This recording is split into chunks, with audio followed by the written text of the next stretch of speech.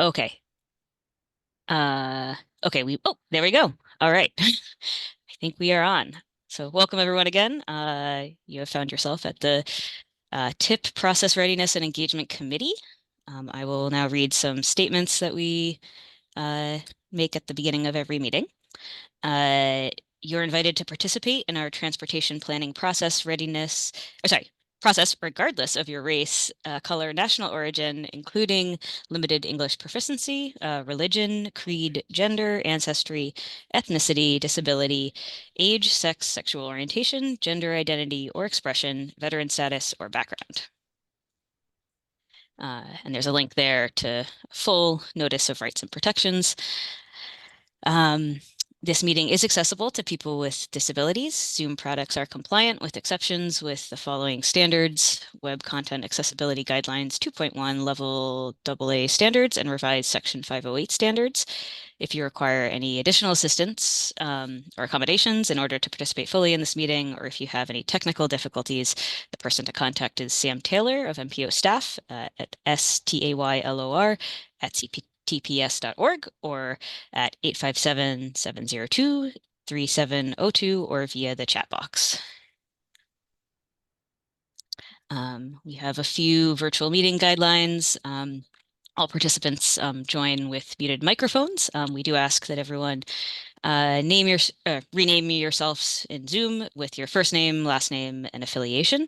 And then after roll call, board members may mute or unmute themselves, but we ask that everyone remain muted unless actively speaking. To participate in the discussion, you can use the raise hand function. You can find this by either clicking on the participants button at the bottom of the screen, and a window will pop up with a raised hand button at the bottom. Or there's a reactions button in the toolbar. And then once you have your hand up, I, as chair, will call on you to invite you to speak. If you're on the phone, you can use *9 to raise your hand. And with that, I'll introduce myself. My name is Jen Rowe. I am a regional planner with the City of Boston. And I will now ask Ethan to please read the roll. Thank you, Jen. Massachusetts Department of Transportation, Seat 1, Office of Transportation Planning, Derek Cravat.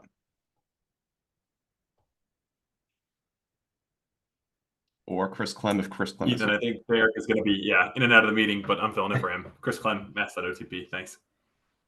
And MassDOT Seat 2, Highway Division Project Management, John Bouchard. John Bouchard is present.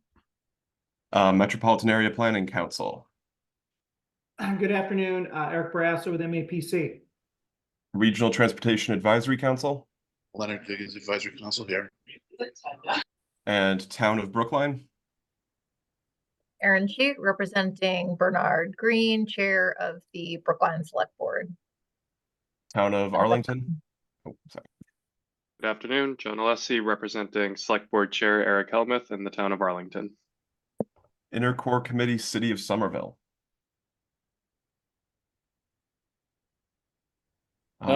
Good afternoon, John.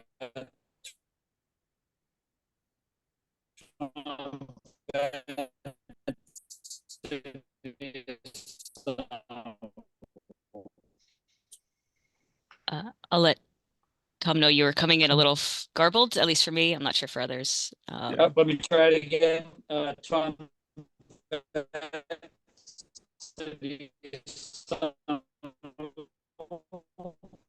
I was able to register that, so we will mark Tom as here. Still a little garbled. I think it might be an internet connection, but we've got it on the roll. So next would be Metro West Regional Collaborative, City of Framingham. Dennis Giambetti, Metro West. And lastly, but not least, Minuteman Advisory Group on Interlocal Coordination, Town of Acton. Good afternoon, Kristen Giescheid, representing Select Board Chair Jim Snyder Grant for the Magic Subregion. All right, thank you, everybody. That calls the roll. Fantastic. Thank you so much, Ethan. We'll now move on to public comments. And I do have some guidelines here. So this meeting is an hour and a half long. We do have several board members that have indicated they might need to leave at 2. So we're really trying to get to some important decisions by the end of the hour. So we have a couple of requests. One, if you are speaking to a new project that is seeking design or construction funding and you're able to stay for the full meeting, we'd ask that you please consider waiting till a little bit later in the meeting when we'll have an opportunity for you to speak. And also if you're one of the 8 project proponents that we've asked specifically to come and speak to an existing project that's currently funded in federal fiscal year 27. We've built in an opportunity for that later in the agenda. I've listed those municipalities here. So if that is what you've come to speak to, again, we'd ask that you wait till later in the meeting. So with that, I would ask anyone who is not able to stay the full length of the meeting and wants to make sure that they are able to speak to please raise their hand now. And I see Jim Nee. Please feel free to unmute. Thank you so much, Jen.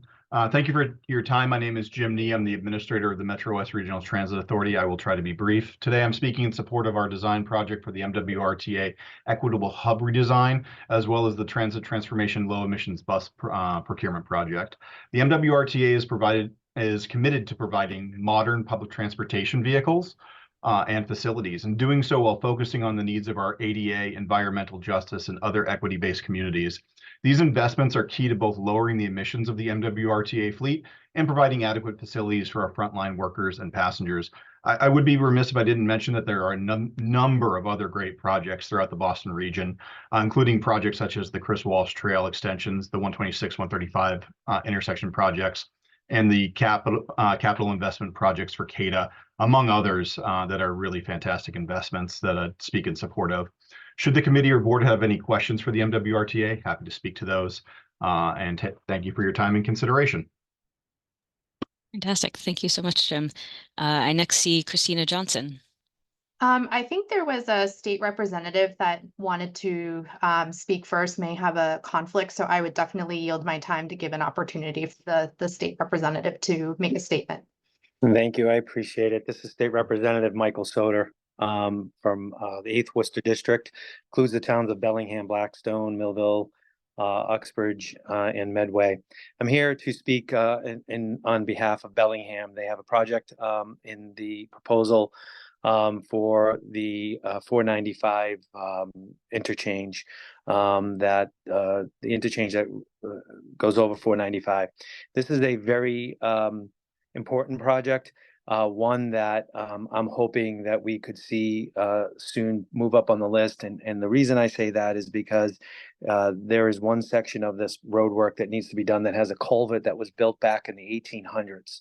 And it's all under extensive design work as we speak. The town is allocated and the resources to get the design work all done so that we can move forward with the project and be ready upon approval of funding to move forward with this project. I was actually out today in the rain, reviewing the project and actually looking at that culvert, and I'm amazed right now that culvert is still standing as part of this project. This project has to be done all in one layer, so that the culvert can't be done unilaterally. It has to be done as part of this project. We feel confident of the structure of the work, but it does need extensive work and extensive repair, and this whole section needs to be replaced. If for some reason this culvert was to be taken out of commission, it would desperately create a lot of havoc in an area that is not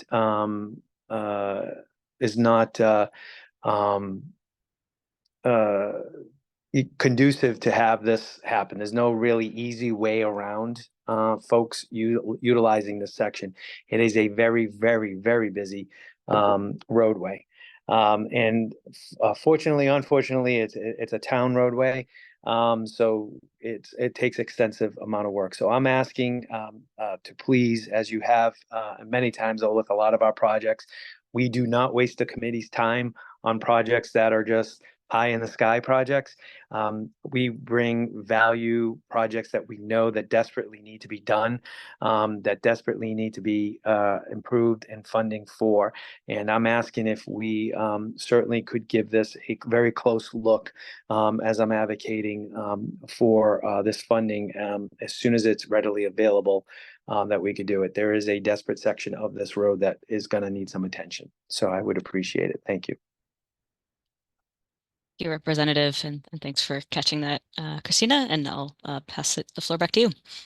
Hi, good afternoon. I'm Christina Johnson, Director of Planning and Community Development for the Town of Hudson. I'm also joined here by Pam Helnick. She is the Deputy Director of Planning and Community Development for the Town of Hudson.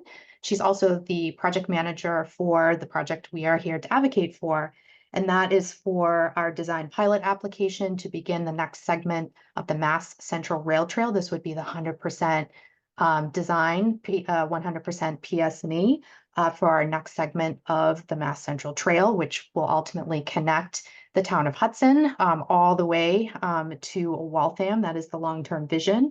I would like to say that or express our gratitude for the MPO for developing a program like this, because for smaller communities, it is virtually impossible to get the required design funding in order to move forward with these types of projects, just given the complexities of town meeting. And typically, as you know, the design funding kind of falls on to the community. So this is a tremendous help for smaller communities that are kind of trapped by the town meeting scheduling to be able to advance these projects forward. The town of Hudson has support for this particular project. We got a significant contribution from our local community preservation committee, so we certainly have some skin in the game. Speaker Pro Temp Kate Hogan, as well as State Senator Jamie Eldridge, both are in strong support of this project, as this is carrying forward the town's legacy in designing and constructing rail trail projects, the Assabet River Rail Trail being the most recent example. So we are looking forward to carrying on this legacy, and we have the demonstrated competence to get this work done. And we strongly, we hope that this committee will strongly consider this project as one of the awardees for the design pilot money. Both of us will be hanging on to the meeting. If there's any questions that come up about this project in particular, we'll be glad to answer. And thank you for your time. Great. Thank you, Christina. Next, Marion. Thank you very much, Jen and everyone. I'm Marion Neutra. I'm a member of the Select Board in Sherburne, and I'm here to support the Design Fund application to improve routes 27 and 16 that pass through Sherburne Center. We have a small town, historic town center clustered along these two state routes. These are major conduits for traffic coming from the south toward the commuter routes like Mass Pike and commuter rail. And they converge for about a half-mile stretch right in the center of Sherburne. This creates a huge bottleneck for commuters from elsewhere, about 18,000 or more a day that come through Sherburne Town Center. This short stretch of road also provides the only access to most of our important community functions: the school, recreation, library, town hall, police and fire, everything, and most of our elderly and affordable housing.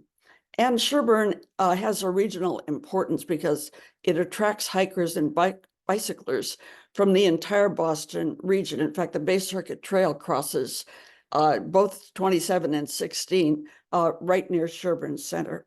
So this vehicle bottleneck leads to tremendous driver frustration that contributes to frequent accidents at intersections in and near our town center. And walking or riding a bike near or around town center is not easy, and often it's very unsafe. So there's an extraordinary amount of community agreement and engagement in Sherburne, and we have our goal for our town center well spelled out in our master plan, our complete streets policy. The goal is we want a town center where vehicle traffic from elsewhere, as well as Sherburne, can flow through smoothly, and pedestrians, including elders, school kids, hikers, as well as bikers, can travel safely. We've made some small improvements with support such as a Complete Streets grant, but what we really need now is a comprehensive integrated design for our town center area to give us a roadmap toward that goal. And being included in the TIP for FY25 would give us exactly the help we need to obtain that design. Thank you. Thank you so much. Next I saw Jesse. Hi, yes, Jesse Rattle here, town of Bellingham. I'd like to take a little time to show support following Representative Soder on Bellingham's proposed project, and I'm also joined here today by our consultants. So the project that we're discussing today would address existing safety concerns along the corridor and make the roadway more accessible for all users, and this would include improved access to Bellingham's Stallbrook Elementary School, improvements to the flow of traffic, as this is a major commuter area and it adds accommodations for bicycle and pedestrian traffic. This is also a residential area. Construction of 1.5 miles of shared use path along the side of one side of the roadway, and reconstruction of 1.5 miles of existing sidewalk on the other side of the roadway. The improved Complete Streets accommodations to several destinations, including small businesses along the corridor, commercial plazas just south of the project limits, and the Stallbrook Elementary School as discussed. We're also anticipating intersection and signalization improvements at 2 of the major intersections in town, as well as culvert and bridge replacement at both Stallbrook and Hopping Brook Bridge, which are in need of repairs. So currently the project is in pre-25% design phase. And with that, I'll hand it off to our consultants at CHA. Good afternoon, everyone. My name is John Morgan with CHA. Yeah, I just want to reiterate what Jesse said about the benefits that this project will have to the community.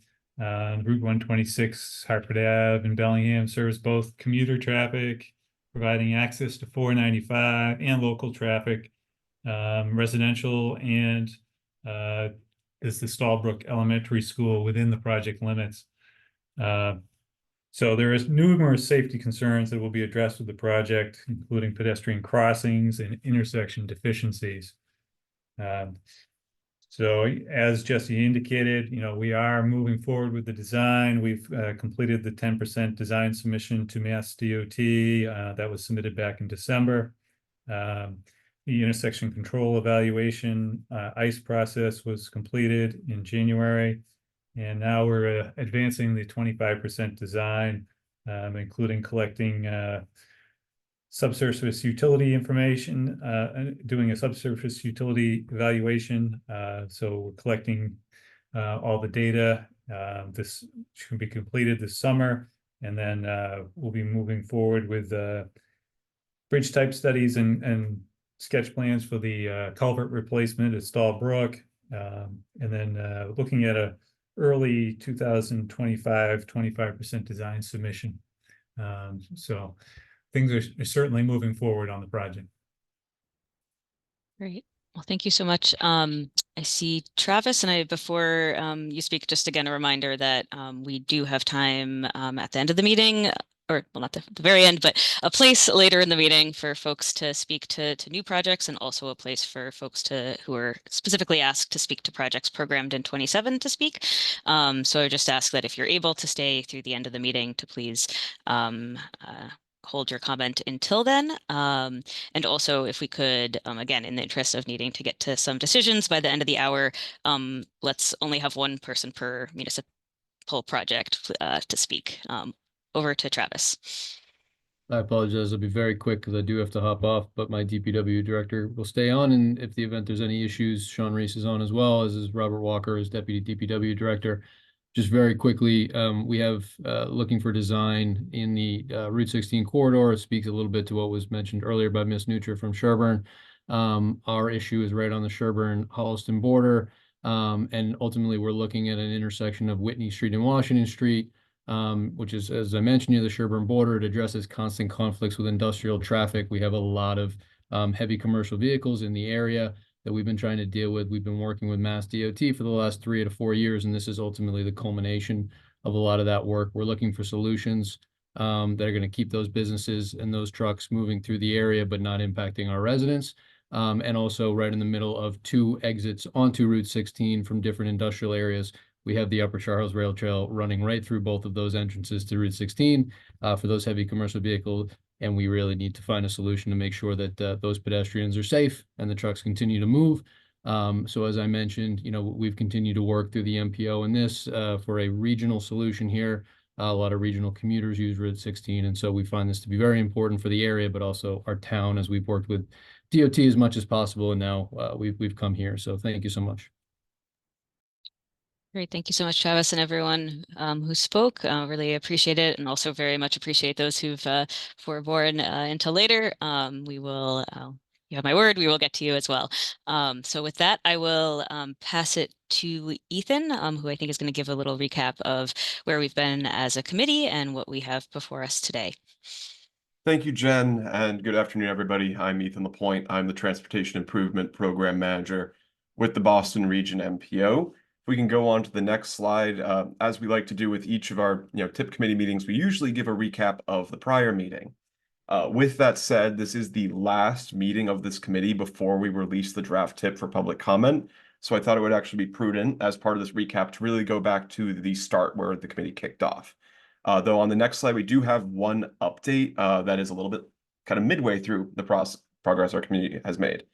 Those who may have reviewed the agenda online may have noted there is an item on that agenda which regards a scope of work update for Newton's Noon in Motion, or NUMO, micro transit service. This was discussed at our December 14th TIP committee meeting, where we heard from the city of Newton about some challenges that they were facing in their continued operations of that on-demand microtransit pilot. This meeting was meant to inform Amendment 3 of the current 2024-28 TIP in order to make scope changes to ensure the shuttle could continue operating and that it may do so sustainably. It has come to staff's attention, and also thanks to some news provided to us by the city of Newton, that there are further changes being proposed by the city for cost control needs, and it is very unlikely at this point, if these changes are to be implemented, which they need to be in order for the shuttle to continue operating, that the MPO could continue to support the project, as these changes will make it likely insufficient in terms of their demonstration of air quality benefits for funding in federal fiscal year 2025. To speak to this very briefly, the proposed change of the scope of work would utilize a vendor that suits the needs of Newton financially and for its residents at this time. However, they do not use electric vehicles, nor do they do shared rides, which is the main driver as to how an air quality benefit could not be demonstrated for this time. This amounts to about $210,000 in federal fiscal year 2025, and it's already been accounted for in the scenarios, and it's something I'm happy to talk about further at the very end of the meeting or at the MPO meeting next week when decisions are being made, but I wanted to just note that here before we continue. So with that, going and taking a step back all the way to the beginning here of the committee, on the next slide, please. The TIP committee has met 5 times so far, one being that December 14th meeting, but we had a kickoff on October 18th. And since then, we've covered a broad range of topics, not only impacting the current TIP, but also the development TIP, the one we're here to talk about today. Now, on the next slide, in that October 18th meeting, we discussed a lot of the same things and challenges that are before this committee and the MPO board. The first item, I should say, that was presented to the MPO board and the committee was an identification of a decreasing trend in applications for TIP projects. At that stage on October 18th, we had not yet opened up the application window for 2025 to 29, so we didn't know if that trend was going to continue, though frankly, given the very stark decline witnessed since the 2021 to 25 TIP and the 2024 to 28 TIP, it seemed likely. We also observed that advanced construction obligations to several of the MPO's major capital projects would constrain future TIPs and potentially impact the ability not only to fund new projects, but also in a more long-term sense, identifying a need to support those kinds of projects so they can stay on track and be funded at their expected delivery date in the MPO's long-range plan. If we can go on to the next slide, sticking with that application decline metric, at the December 14th meeting, staff had a better idea at this stage of where the applications were looking at, and also looking at how the Community Connections program, in light of that update on NUMO, may be changing and shifting in a way where it used to backstop the decline of application volumes, but may need some alterations so that it continued to be a sustainable investment program in the first place. In the core investment programs, those programs that represent 98% of the money in the TIP, we saw even further decline to a record low number of applications from where we used to see 25 projects in the 2019 to 23 TIP, down to now 4 projects in the 2025 to 29 TIP, not including any of the design project applications. And one of those 4 projects was also a late application project as well, it should be noted. This really illustrates here how this TIP is a continuation and again, a new low of that trend that we've been identifying and monitoring across several MPO meetings. And again, in similar note on the next slide, at the February 15th TIP committee meeting, we also recognize that there has been a worsening trend on the project readiness front, with the majority of projects funded by the MPO in federal fiscal years 2025 to 26 recommended for recommended for delay out of those years, with many falling into 2027 and 28. The results of that leading to a deficit in those years, which is really the main reason why we're having this conversation today. At the March 14th TIP committee meeting, which was 2 weeks ago, we then tried to identify strategies and ways to actually mitigate the deficit in 27 and 8, and also utilize some of that unspent funding in federal fiscal years 25 and 6. While that included new projects and moving some around, there was also the need to account for certain cost increases, provide additional readiness information. But even with those strategies, the deficit in fiscal 27 could not be mitigated much further. So on the next slide, last week, the MPO board at the March 21st MPO meeting did not come to an agreement on that core challenge with regard to the deficit in federal fiscal year 2027.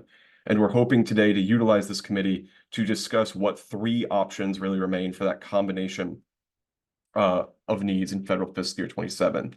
Those options are to either deprogram projects, temporarily removing them from the TIP so that they would need to reapply at a later date, delaying projects for financial reasons into federal fiscal year 2029, which in most cases would not allow any new projects to be funded, which is relevant to that project application volume note I mentioned earlier, or taking projects that are currently utilizing advanced construction or funded across multiple years and reducing their advanced construction now, but thereby increasing our obligation to fund them even more in the future. So with that, staff have compiled some additional resources and made some updated documents versus what was presented to board members last week for this committee's consideration. That includes a table listing the data for the following several projects that we will, in order, be asking project proponents or their consultants or both to speak to on project readiness. We also have separately scenarios for each of these situations. If we can go on to the next slide, this committee is really looking for the following information: recent milestones that the project has obtained in design and any of their recent submissions to MassDOT, including updates to the project schedule. If there's any upcoming milestones and deliverables, what are the steps being taken to reach those on time? And also, what is if the proposed readiness year for the project is accurate? Very importantly, there's also the need to consider how old the current estimate of cost is for those projects, and if there have been any changes in the scope of work versus what is in the TIP today and what is either being considered or what is now within a new scope. Given time constraints, we are hoping to confine this to approximately 2 minutes, focusing on major readiness changes or updates only. This committee does recognize that each of these projects have merit and that the MPO funded them and scored them in recognition of that fact in the first place. But again, due to the time constraints here, because we need to make some decisions or at least make some recommendations, that we would refrain from discussing anything that is not related to project readiness. So with that, the first 2 scenarios that are under consideration are 3A1 and 3A2, which do similar things, with one involving the potential deprogramming of a project in tandem with rebalancing of funding from Somerville's McGrath Boulevard construction project, and the other being an entire rebalance of Somerville's McGrath Boulevard construction project, which reduces funding on the project from 35 million where it currently is in 27 to $12 million in 2027. So with that, if anybody from the city of Somerville is here, if they could speak to the project, now would be the time to do so, please.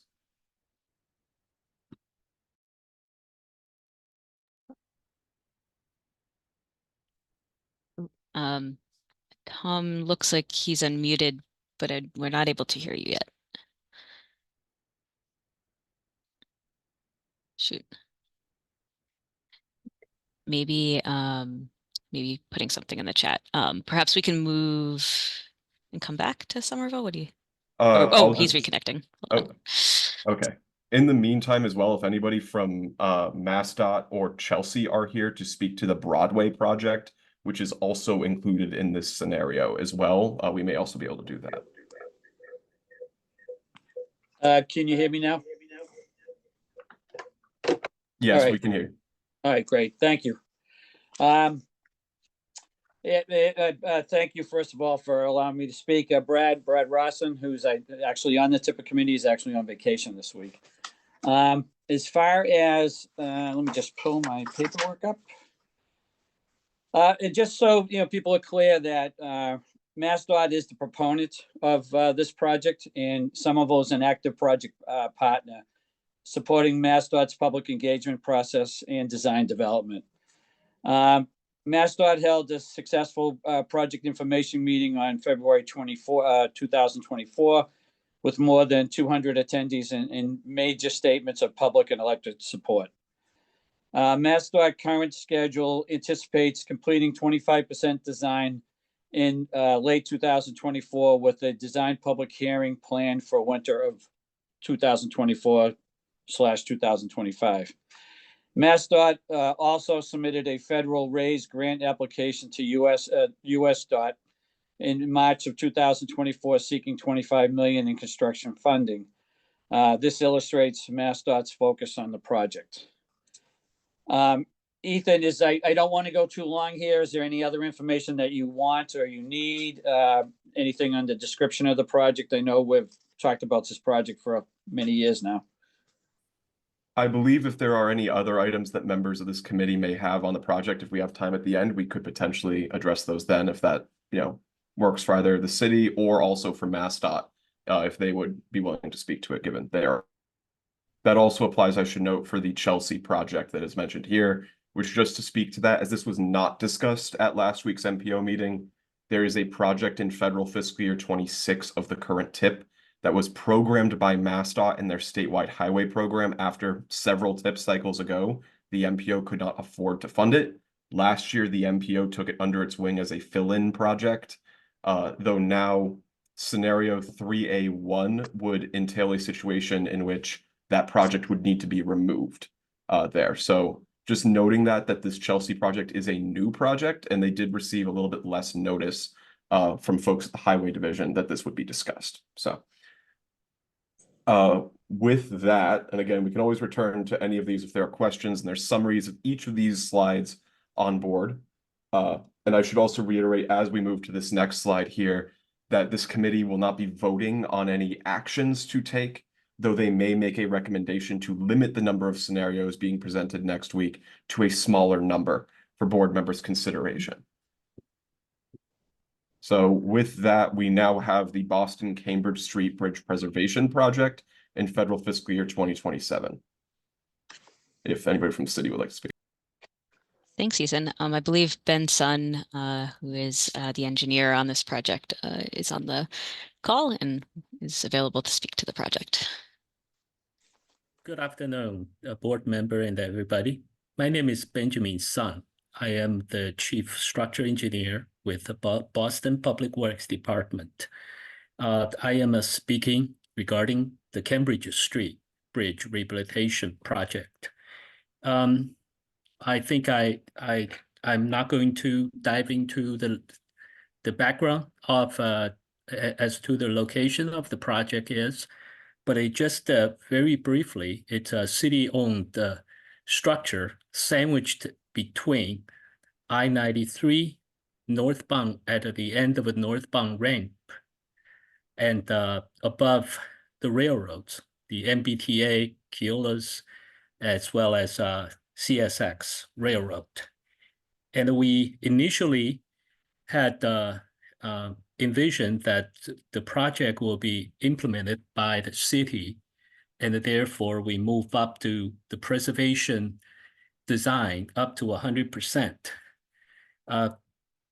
Over a year ago, this project has been incorporated into the TIP program. As such, we went back to add additional components of the project to comply with all the MassDOT design protocol and the standards.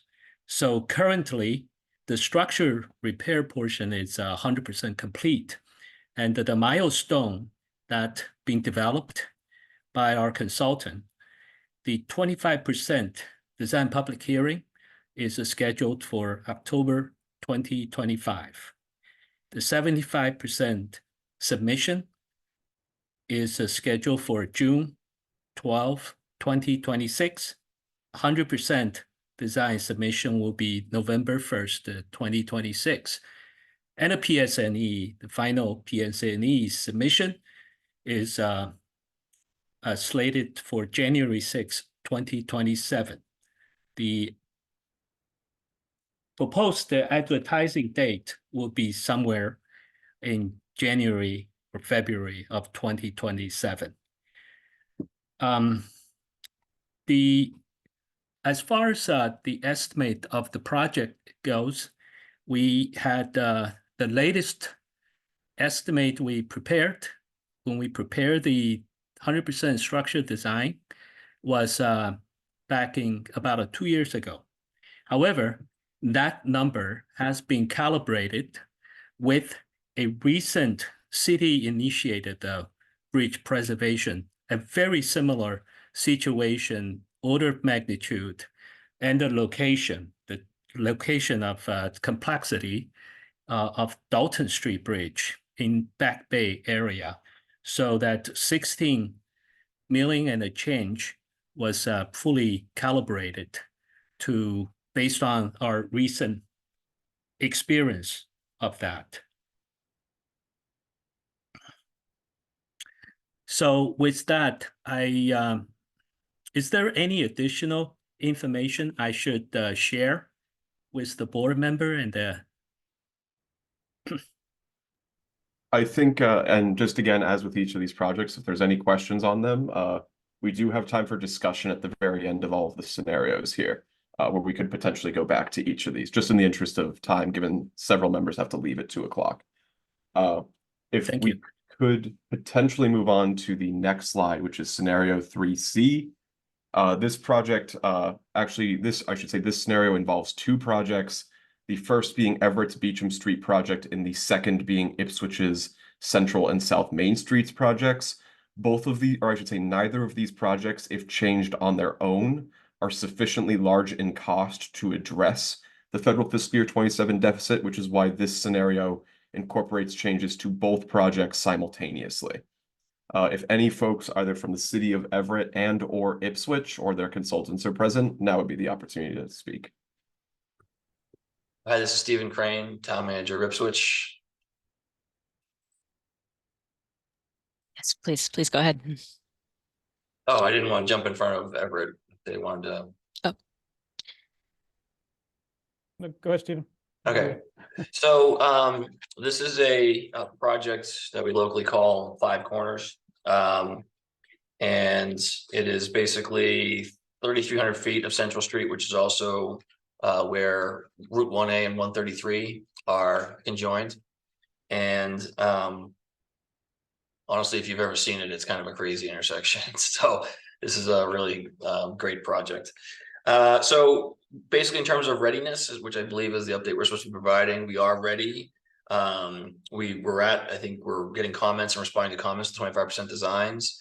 And we believe that we would be ready for FY26.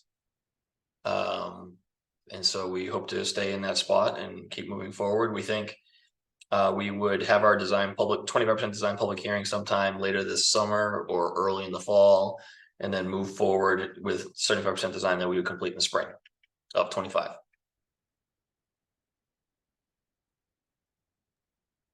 Great, thank you. Is that sufficient? I don't do the MPO meetings all that often. Yeah, I think right. that's what we're looking for. So thank you. And we'll certainly, board members can ask questions later on, but we'll pass it over to Jay to speak to Everett. Thank you. Jay Monty, Director of Transportation, City of Everett, and I believe Rich Benevento from Tyne Bond is on the call also. But I'll start off and just talk a little about the projects for those who are unfamiliar. Beecham Street is one of the critical urban freight corridors in Everett and Chelsea. Chelsea reconstructed their side of it a couple of years ago, and Everett is trying to follow up right behind that.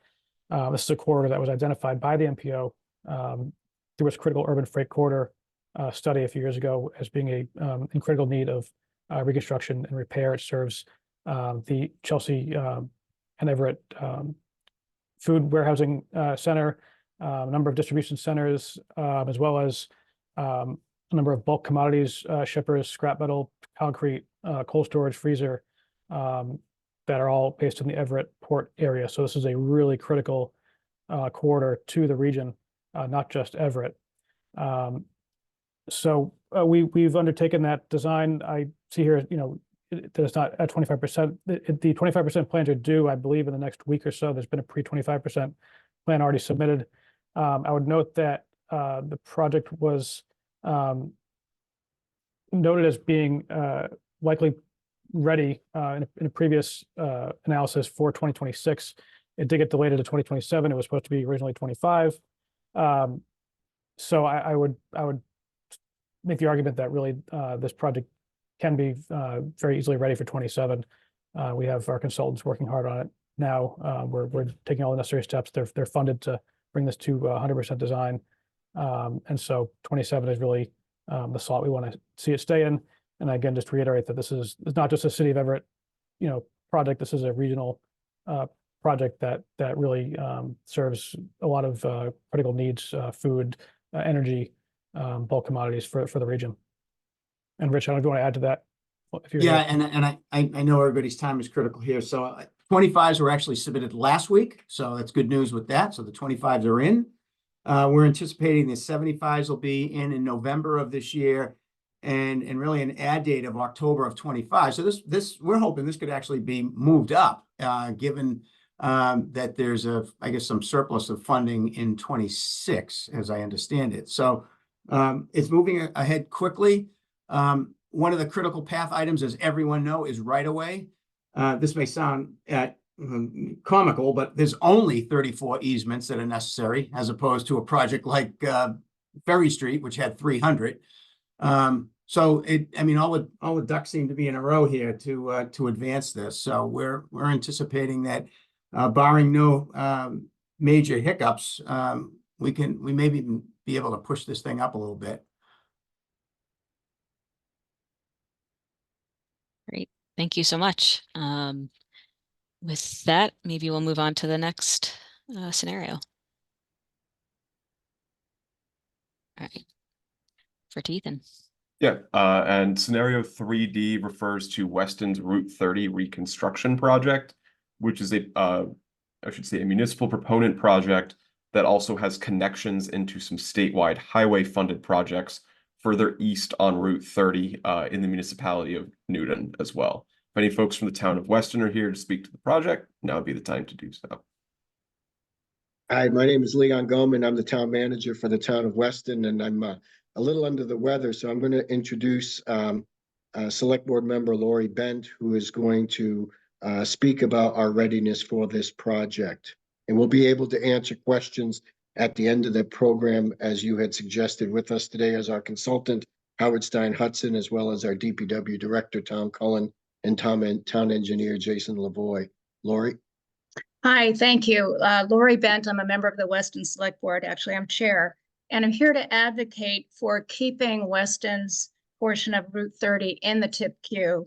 This is a critical link in a proposed bicycle pedestrian network that will have regional benefits. It will link the Natick and western suburbs actually make them able to get to Riverside by bike, to the Riverside MBTA and points east. The Newton sections are funded and in the works, so the impact of this project is high. It's a critical link. We are at 25% design. We've had a very lengthy and inclusive process with lots of resident engagement. Traffic and Sidewalk has held 12 meetings to discuss this project with residents. We have a milestone coming up in early May. We will have a town meeting vote for more design funds, and these additional funds are necessitated by because the scope of the work has changed in order to meet new MassDOT requirements, particularly involving the shared use path. So that's why we have had a little bit of a hiccup there. But most residents are in favor of this project, and the select board is strongly in favor. And I'd like to just turn this over to Tom Cullen at DPW and Bridget Myers at HSH for their comments.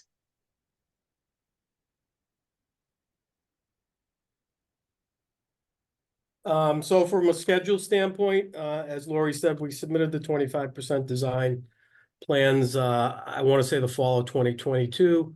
Subsequent to that meeting, we had site walks where we actually engaged planning board, our tree advisory group, et cetera, to kind of refine some of the discussions that took place during the 25% design hearing.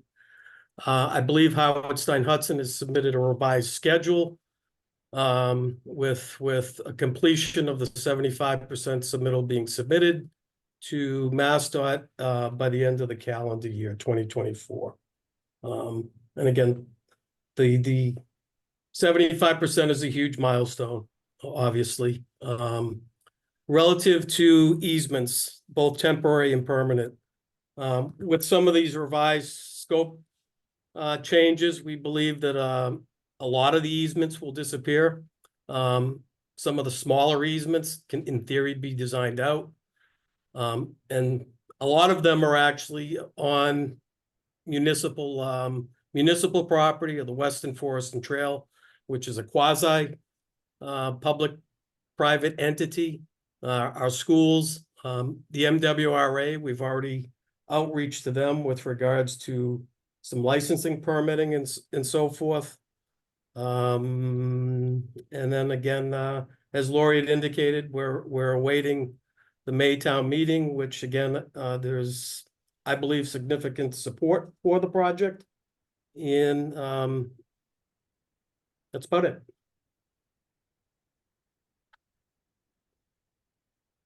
Great. Thank you so much. We will maybe move on to the next scenario and return if we have questions. This next scenario is scenario 3E. Just as with some of the previous projects, this only accounts for changes for one project, which is the City of Woburn's intersection improvements project at Woburn Common. Again, I don't know if anybody from the City of Woburn or their consultant is here, but now would be the time to speak if they would wish. Hello, this is John Cashel, Planning Director in Woburn. Thanks for the opportunity to talk on this project once again to this committee. It does have a long history, and the City of Woburn wishes that it was much further along in the planning. Over the last few years, Woburn's been engaged in two major traffic improvement projects that really took up most of the city's staff and resources. Just briefly, those projects include the New Boston Street Bridge, which is now under construction.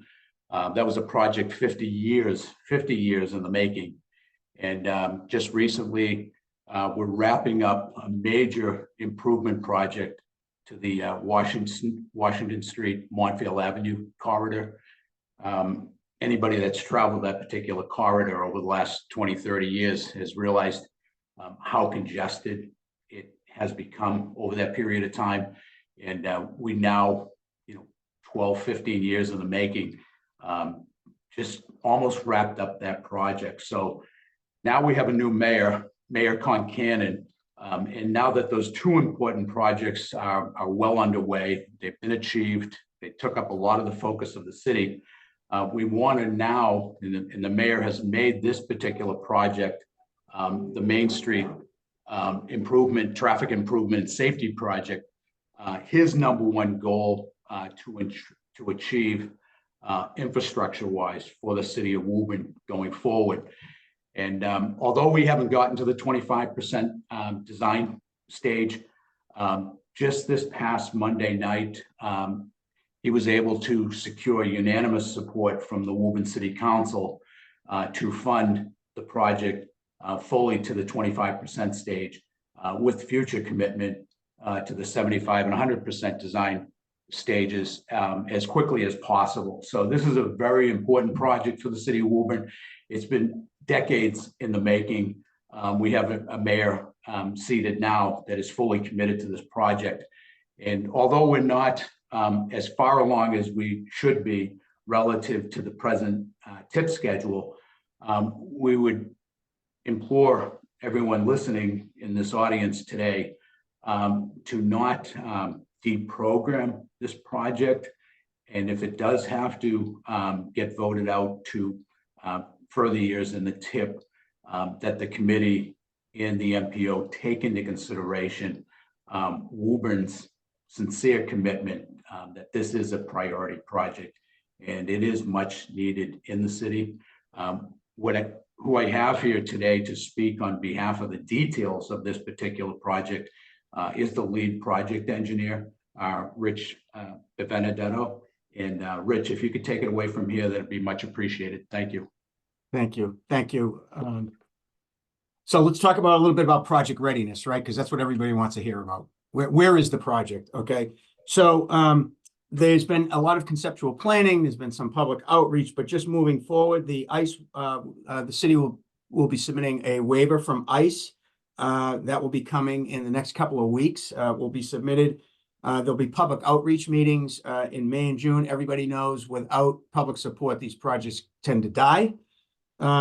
We have a pre-25% concept over-the-shoulder review that we're looking at sometime between June and July of this year, with a 25% submission towards the end of this year in November of 24. So things are moving forward on the project. It's again, as John mentioned, Mayor Concannon is bullish about advancing this project in earnest.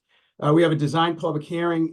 We're anticipating that would be right around this time next year in the spring of 25, with a 75% submission in October of 25, 100% submission early 26, and really PS&E sometime mid to late 2026. So I think the project is advancing now. Again, John mentioned the city council support of the project the other night, just to fund all the design aspects of the project, which are incumbent upon the city to do. So as the engineers for the project, we have a very robust schedule to advance the project. So, and as John mentioned, it is not only locally significant, it's regionally significant. I'm not going to get into all of the details of why this project is significant or not. It wouldn't have met PRC approval, and it wouldn't have been programmed in the first place if it wasn't a valuable project. So I'll leave it at that. Great, thank you so much. We will continue on to I think is the final scenario. Yes, thank you, Jen. And I should note, just to preface this scenario is scenario 3X, which refers to the last project here, which is Salem's intersection. I'm sorry, I did not update this slide accordingly for the name. This is Salem's Boston Street project, which also extends into Peabody somewhat with some sidewalk extensions. You made me nervous, Ethan. You made me nervous. Yes, Salem's not taking control of Woburn here. So the reason why this scenario is titled Scenario 3X is that based on some of the recommendations that committee members have made at the MPO meeting last week with regard to deferrals of projects, this project cannot be deferred to federal fiscal year 2029 at this time, because the current cost estimate, or I should say, or clarify, the current cost estimate of this project, if delayed out of federal fiscal year 27 into 29, would incur an inflation factor that exceeds the amount of funding available in that year, even if no new projects were to be funded there. Therefore, additional funding would have to be taken from other sources out in 2029 as well. and the project is also at 75% design, so its readiness justification is also not necessarily there, given that a fiscal justification is also not present. I don't want to do too much work for the city of Salem for them, but I do know that their consultant and folks from the city are here to speak to this as well. Thank you, and thank you for your time. My name is Deb Duhamel. I'm the city engineer in the city of Salem. This project is a top priority in the city. We've spent $156 million to date to reach the 75% design that was submitted to DOT along with the updated estimate in January of this year. Funding is being appropriated to reach the 100% design by November of this year, with PS&E to follow in June of 2026. Regarding environmental permitting, the NOI has been prepared and we anticipate being able to present at the August 2024 hearing. We also anticipate submitting the EIR to MEPA in December of this year. With respect to the right-of-way, we anticipate having appraisals completed by October of this year, and that would allow for scheduling of the right-of-ways to be completed in July of 2025. I am joined by, I think Trisha's here from BHB. That is our design consultant on this. So if we have questions later, we're happy to answer those. Thanks, Deb. You did a great job. I have nothing to add. The project is at 75%. We are mobilizing to get to 100%. We have to wait for DOT to give us the comments on the 75%. So we're rolling along with no delays anticipated. Fantastic. Thank you so much. Great. So I believe that wraps up the scenarios. And so I think maybe the first place to start is if any, well, actually, it looks like Ethan has some thoughts before we discuss. So I'll pass it over to Ethan. Yeah, far be it for me to miss an opportunity to speak. So just something to note before we move into discussion, if folks have any other further questions for these projects, they are welcome to ask. Each of the scenarios that we just went through, in several cases, there may have been mention of deferral to federal fiscal year 2029 or removal of the project from that year. Each of those scenarios, with the exception of the ones involving McGrath Boulevard and Somerville, entail, or I should say, address the fiscal constraint issue, the core issue here, in federal fiscal year 2027 the same way. Where they differ is that, generally speaking, putting one project in federal fiscal year 2029 does not enable the funding of the 3 new projects seeking funding in federal fiscal year 2029. There are some cases where one of those smaller projects may be able to go through. But the bottom line there is that regardless of the option selected, the federal fiscal year 27 impact is largely the same. Again, as I mentioned earlier here, we are not necessarily looking for a vote. However, given all of the different options that we just heard from, there are some options that members may believe may be more suitable compared to others. And therefore, this committee, as part of its role, should either be equipped to recommend one scenario to the board next week, and we can still discuss further in that MPO meeting, or several or 2 of them if a decision cannot be readily made here. What I should note is that this is just one item of multiple different scenario factors informing the development of the TIP this year. It is absolutely the one that is critical to ensuring the TIP gets adopted, given it is a matter of fiscal constraint. But because we are talking about everything at next week's April 4th MPO meeting, any decisions that can be made by this body today will be very helpful next week. Staff are recommending as well here, as part of this, because this is important to mention, that any project that is not selected for either removal or delay is put on some form of a probationary status.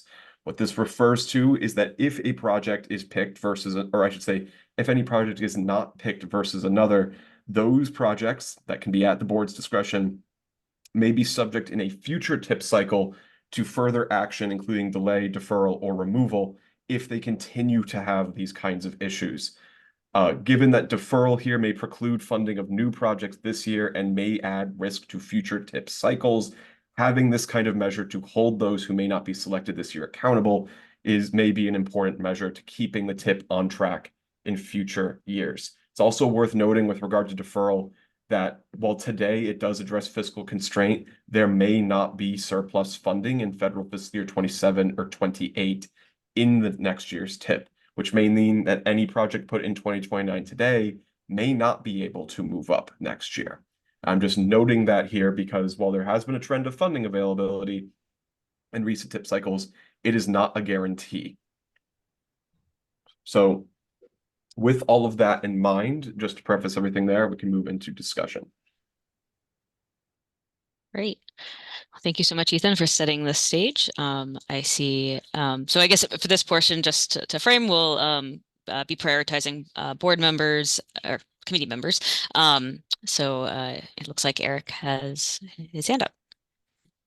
Thank you, Jen and Ethan and everyone for all this information. I have a number of questions. I'll ask a few of them, and if others are raising their hands, I can step aside to give space for other people too. My first question is about McGrath. It seems to me one of the bullet points said something like, if we change the cash flows, it like jeopardizes the project. And I just want to better clearly understand, because that seems very problematic, that would be like a scenario. And maybe Tom, can you speak to that, or someone from MassDOT? Because if that is the case, it seems like that's just not doable because it's such a massive project and a long range plan priority. Eric, actually, to be honest with you, I did not see where that was. And I don't know if anyone from MassDOT is there to comment on that. If we can go back a couple of slides to the first of these scenarios, which is 3A1 and 3A2, I believe what's being referred to here is that by reducing the amount of funding in federal fiscal year 2027 for McGrath Boulevard, which, to note, McGrath Boulevard was not recommended for any delays at tip readiness days by MassDOT, that the reduction of the funding in that year may not allow for sufficient funding in federal fiscal year 2027 to do the level of work that the city would intend to do in that year than they could with 35 million. Moreover, as that bullet also notes, having less money in the current tip on the project may also undermine a recent federal discretionary grant application that was made by the city, which cited the amount of money that was currently programmed on the tip to illustrate additional financial commitments being made. Ethan, yeah, thank you for that. So that's the scenario where it would drop it from the 35 down to 12 million, right? So yes, in the case of the decrease, which is scenario 3A2, which only impacts McGrath Boulevard, that would decrease it all the way to 12 million. Scenario 3A1, which is the one that removes that project in Chelsea, would lead to a reduction to about $22 million. And Ethan, what is this Chelsea project? Is this a... Yes, so this Chelsea project, it is listed on that table that I mentioned earlier. And again, we did not discuss this last week, so this is new. This Chelsea project is a project that is on Broadway from William Street to City Hall Avenue. It is a complete streets project that was initially scored by the MPO in the federal fiscal years 2021 to 25 tip. That said, due to fiscal constraint in that tip cycle, the MPO could not fund it, and MassDOT State Highway picked it up in their program. It remained in that program for some years until last year when the MPO had funding in federal fiscal year 25, it was taken on as a fill-in project given last year's surplus, as was done with the Everett project that has already been selected for deprogramming by the MPO this year. However, at readiness days, the project was recommended for delay to fiscal 26. There's a bit of a domino here, which I won't get into too much detail on because I don't want to confuse people. But functionally, were the project to be removed from fiscal 26, there are some additional funding adjustments that could be made to free up about another 10 million in federal fiscal year 2027. And I see John Bouchard is here who can speak to his project. Well, I speak to the project. It wasn't a DOT project, and unfortunately, with the MPO taking this on last year, our tip is now fiscally constrained. So asking us to now take this back is a bit of a hardship for us, and it's going to cause us to do a cascading of projects as well. And it's not something that we have been able to do before today's meeting. because I just got this information in the last day or two, and I appreciate Ethan sharing through our planning office, but it was not something that we could get all the answers before today's meeting. I mean, similarly with MPO, with Boston looking at projects that can't make, this particular year, and we have a gap, we have to move things. It causes the domino of, if we can't fit it here, we have to fit it. It's going to cause some bouncing of projects. So we're looking at that. I hope to have more to be able to offer, in advance of next week. But it's really a regional project. The city is responsible for the right of way. It's important, and DOT fully supports it. It is working to get the project done. But the city also has a very large sewer project that is going to impact the schedule, and that's one of the reasons we were recommending to move it out a year, because we don't want to. We can't go in and build this project with the sewer project ongoing. Okay, thank you. Sure, so thanks. It seems to me like these scenarios are just very complicated. But I'll leave it at that. Then my next question is about Cambridge Street. And did Ben Sun leave? Is he still here? I'm still here. You're Yes. here. So I guess my big question here is, if this project was pushed to 2029, what is the impact? Would it mean that this project is happening at the same time that Rutherford is happening, that there's overlap? Because that does seem problematic. Yes. To the sort of the greater Sullivan Square area, which is already going to be experiencing a lot of disruption.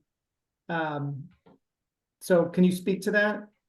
Yes, absolutely. Thank you for the question. I did not make the introduction as to the location of the project. It is right next to Sullivan Square Station, right abutting the northbound exit ramp of I-93, and not far to the west of the bridge location is the city of Somerville. And to the east is the Sullivan Square, Rutherford Avenue project. So initially we were trying to get this project going when the Mystic Avenue and the Muffet Way project, another MassDOT project, is currently under construction. Taking the advantage of the diversion, the bus diversion, so that we can get this job completed and get out of the way. However, unbeknown to us prior to the discussion with MassDOT and the MBTA, unfortunately, this bridge is on the opposite side of the Sullivan Square Station. So even though this is very close to Muffet Way Bridge, but it cannot be coordinated properly. So that's why we are now entering into the TIP program. Hopefully, we can quickly get the project completed so that you won't have many different contractors in the same area for the construction in the future. So that impact would be very significant. Okay, that's basically what I was trying to understand, is just how significant that is. And it seems like it's very significant. And I look to others, John, Bouchard, others, to confirm that if there's construction going on at the same time, transit access, bus access to the station, Sullivan Square, it just seems like that one is a challenging one. I guess I can concur with that without it. I mean, Ben knows more specifics than I do on the project, but I can concur with those statements, Eric. Okay. I have more questions, but I see like John and Tom have their hands raised, so I'm happy to pause. Yeah, over to, I think I saw John's hand first. Thanks, Jen, and thanks, Eric. I just want to make a comment and then ask a question as well. So, for the purpose of this meeting today, it seems like we need to, cut down some of these scenarios in order to get to a recommendation to bring to the full board next week. And, since we were just talking about scenarios 3A, 1, and 2, I just want to express that a little bit uncomfortable with both of those scenarios just because of all the domino effects that we were talking about with other projects on the tip, and then MassDOT's ability to fund projects within their own tip. So I wanted to mention that, and then I also wanted to ask MPO staff, do we know what delaying projects what effect it will have for federal fiscal year 29, and how we can program new projects or even the project design pilots? I don't know if are we going to be able to accept new projects? Are we going to be able to fund the project design pilots? I was hoping staff could kind of shed some light on that. Yeah, thank you, John. So with regard to federal fiscal year 2029, if any of these scenarios entail deferral of any of the projects out of federal fiscal year 2027 into 2029, there is insufficient funding in most cases to fund any new projects. There are two situations in which, with very minimal contingency, one new project, which is Ipswich's Argilla Road project, could be funded in those years. But again, that leaves next to no money in federal fiscal year 29. Functionally, then, if we are talking about moving projects to 29, no new projects are funded in 29. With regard to the project design pilot, that rule remains the same, and given fiscal constraint in 29, we haven't considered funding any of those design projects for construction in 29 at this stage. Looking ahead, however, to federal fiscal year 2030, because this is relevant to that Somerville project and also more broadly how we update the TIP every year, deferral of any projects into later years of the TIP, anything that changes advanced construction schedules to backload advanced construction, or frankly, any situation in which the MPO may need to make additional financial obligations to existing or new major capital projects would greatly constrain the MPO's ability to fund any new projects over the next few TIP cycles, which is to say that, as I mentioned kind of earlier in the recap, just as a lot of the trends we've been seeing over the past few TIP cycles are, recurring today, there is also a possibility that some of the decisions made today may repeat next year if action may not be taken. In that case, not to be alarmist, but that's the other kind of concern there. So the short answer is that unless projects are removed from the TIP, no new projects can be funded in most cases. If projects are pushed out to federal fiscal year 29, that resolves the current issue in this TIP for fiscal constraint, but there is still risk for future TIP cycles that will also mitigate our opportunity to fund any new projects potentially next year. But that is me, making an estimate and a guess. That is not necessarily what definitely will happen. It could not, and I would love to be wrong. Great, thanks, Ethan. All right. We'll go to Tom before returning to Eric. Just real quick, I wanted just to comment on Eric's comment about the Cambridge Street Bridge. We agree that this would be problematic. I believe we'd definitely need a strong construction management plan from MassDOT in Boston to make this work. Because depending on what decisions get made now, is McGrath and Rutherford would both likely be in heavy construction during that period. And Cambridge Street becomes Washington Street in Somerville, and it's a major traffic corridor at rush hour. So I just wanted to bring that up as far as the consideration, and that's it for now. Thanks, Tom. Back to Eric. Thank you. I have a question for the Weston folks. Lori, I think you mentioned that that there has been some scope change to the project, and I just wanted to better understand. I think one of the things that was really attractive about this project was the shared use path element to it, and as you mentioned, that it connects into what's happening in Newton and the potential to connect. I think even further west into other trails. And we've heard that there's just a tremendous pushback from abutters on this. And we'd just like to better understand, what's happening in the town, and, is that component to the project in jeopardy? Well, as I said, we have a vote coming up at Maytown meeting, so we'll know then. Okay. What we have is a few very vocal abutters who are extremely opposed, but they are not majority. And I think that the town meeting is going to show that. The change in scope was simply that the width of the path, which I think was originally envisioned as a sidewalk, in order to comply with MassDOT requirements, now has to be an 8 to 10 foot wide shared use path to accommodate cyclists, which I and most people think is a great idea, because I do see this as a cycling corridor and a huge benefit for removing cars and improving accessibility for bicycle commuters, especially as more and more people get onto electric bikes. And that really widens the range of the number of people who can commute on this. So when is town meeting vote again? May what? It's May, what is it, 6th? 6th. May 6th. And that vote will be for additional design funds for the project. Right. We're asking for $600,000 in additional design funds, but it will be a bit of a referendum on the project. Okay. And so our plan, Ethan, is to put this document out for public comment when, like April 21 for 30 something days?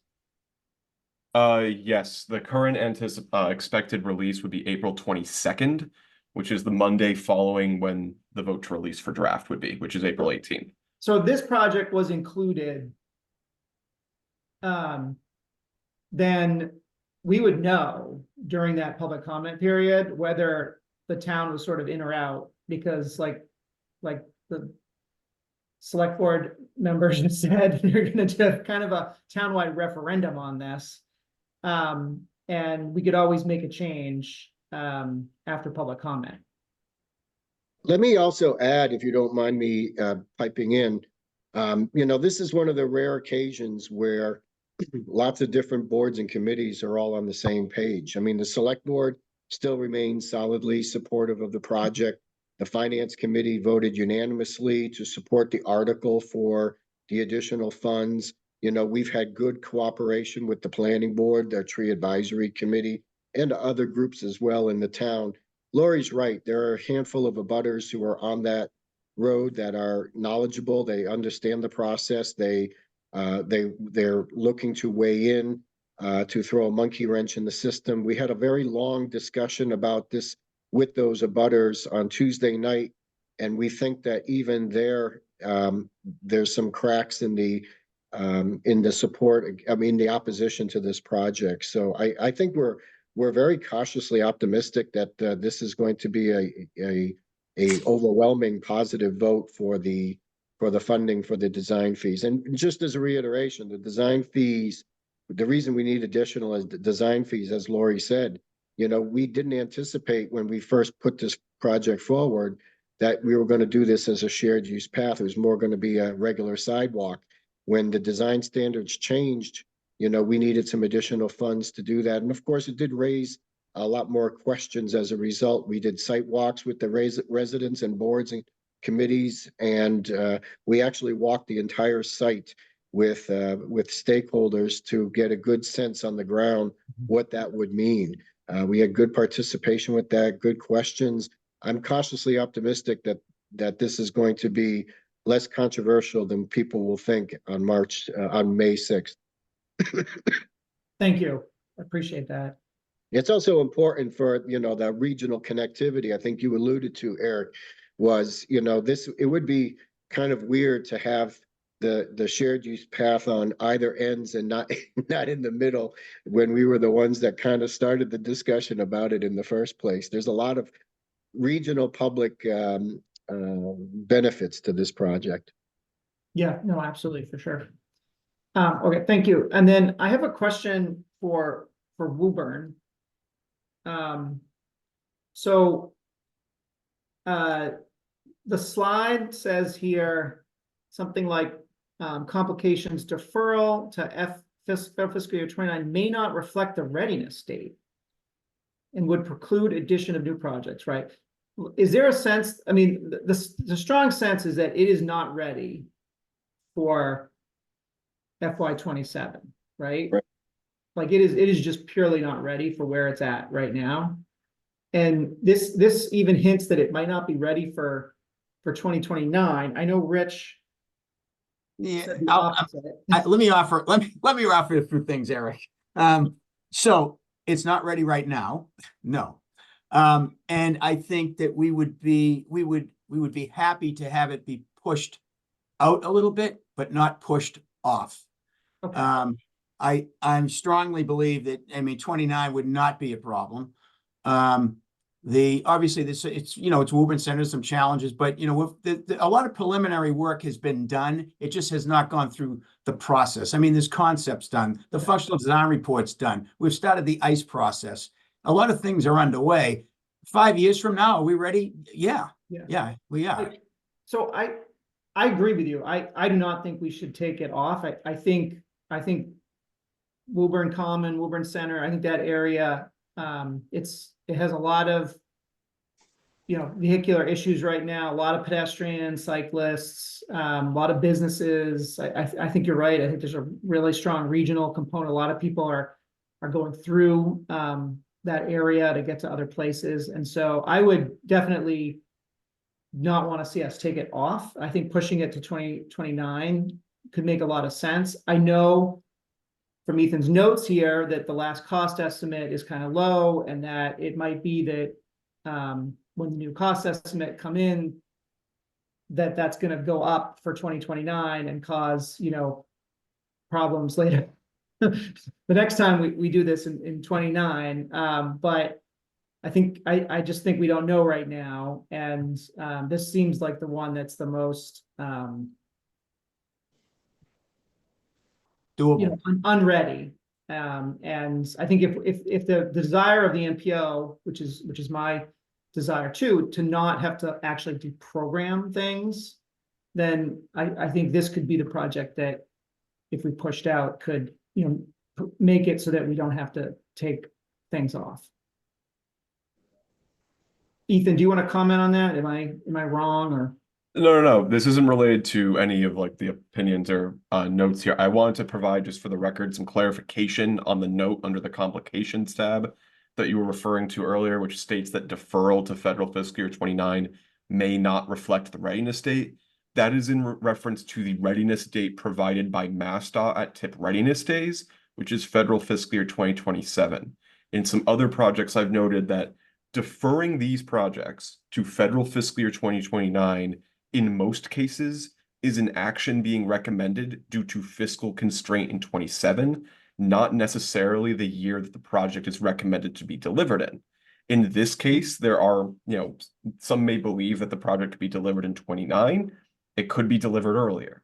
We don't know that at this stage, so that is the purpose of that note. I would just note, as I said earlier with regard to the Salem project as well, that there is always that possibility, which we can't predict right now, that this time next year, if we are putting projects in fiscal 29, there may not be an opportunity to get out of 29, even if they are kept there. That would only happen if there is a surplus in federal fiscal years 27 or 8, and MassDOT recommends acceleration next year. So Ethan, just if I could follow on from Eric's comment as well. First of all, we've had this discussion, I think, which was the creation of this committee, and we talked about, projects the longer they're on, and Federal Highway was allowing a 4% inflation rate. We knew that contingency was more like 30% as time goes on. So I think that's going to be a given, that as we move forward, the numbers are going to change. Now, obviously, the numbers are going to be more refined with each submission. So there has to be some value engineering that's going to go into these projects too, to keep it within the budget. The other part of this relative to Woburn and moving it to 29, I'd rather it be in 29 and be ready early and if there's a hole, we fill that hole up, as opposed to we say, oh, we'll be ready in 28, and now we're not.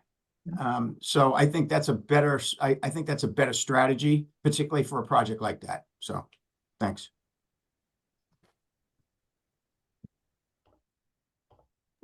I'm done. Thank you. Thank you, Eric. I see John Bouchard. Yeah, I wanted to just ask a question to Mr. Benevento and Woburn. Is my notes show that this needs a public hearing, is state highway layout, and making it, you know, in a closer year is going to be very difficult. Tell me the current status of the project from a DOT perspective, Rich. So the concepts have been done. There's concepts that have been done, and so those have been working. They've been working on those. They've been presented to the public. There's a lot of public input that's needed because it's a downtown area and there's a lot of businesses.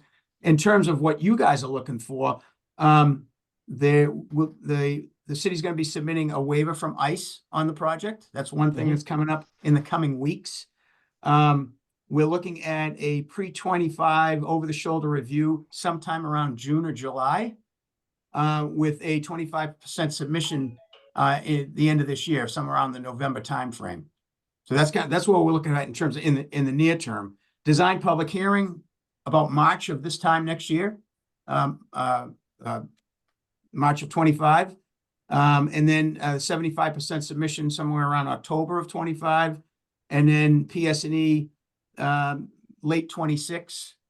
Okay, So that's an aggressive schedule. Yeah, That's an aggressive schedule on No, our I know end. it is. I know it is, especially where we need a public hearing, and my team on the state highway end has 18 months of work once we get approved, and we're at least 6 months, we're at least a year away from them getting that information. That's all. I just wanted to clarify because I wasn't sure what was there. Thank you, Rich. Thank you both. Thanks, Jim. Real quickly, I'd like to kind of pause our current kind of line of conversation briefly, because I do recognize that we're at 2:30, and I'm able to stay on, and I think we can probably continue this conversation. But I wanted to first give an opportunity if there's anyone who is not able to stay on and wants to have an opportunity to speak before this group of assembled folks, please raise your hand and I will call on you. And I do see, Trish, you have your hand raised. I do. Thank you very much. So I want to speak on behalf of the Boston Street Salem project. So I have a question about the 2026 TIP and what the availability of funding is on 2026. And the reason why I ask that is because Boston Street will be ready in 2025 at the end of the year, end of the calendar year. So it could be maintained in 2026 and not be moved to 2027. I know that Mass DOT had a concern about project readiness regarding right-of-way, but as you heard from Deb, the city is taking the initiative to start the title process now. They're going to hire an appraiser in July of this year, have the appraisals done, and start the right-of-way certificate process in 2024 and 2025. And if they have to delay that to be ready in 2027, the right-of-way is going to be delayed because they don't want to secure the temporary easements needed for the project, only to have to renew them halfway through construction. So as Deb has mentioned, the schedule does have this project being done in 2026. And if it was moved to or maintained in 2026, wouldn't that free up money in 2027 for other projects? Just a question. With regard to funding in federal fiscal year 2026, given some recent scenario changes, so I should just kind of lay all the changes out here. There is no funding left in federal fiscal year 26 besides about $500,000. This is because there's been a very small amount of money set aside, about 1.5 million, for some new regional transit authority projects. There's another small pool of money that we might be able to talk about in a bit about new design funding, but the bulk of that initial approximately $30 million available in that year went to addressing cost increases on some projects, and also thanks to some earlier actions taken by the city of Lynn, and also in the case of the town of Belmont, which was discussed last week, some of those projects have already moved back up into 2026. We no longer have fiscal funding availability in that year to do that for other projects, unless, again, that Something scenario slides, 3A1 right. situation I mentioned earlier. All right, thank you. Thank you. I see Dennis has his hand raised. Yes, thank you, Madam Chair. I just want to hopefully Weston is still on the call. I just have a quick question for them if I could. They mentioned that there's a handful of abutters who are strong opposition to the project. I was wondering if any of them have the right of way on their property, that they need to agree to a right of way. Tom, I'm gonna let you take that one.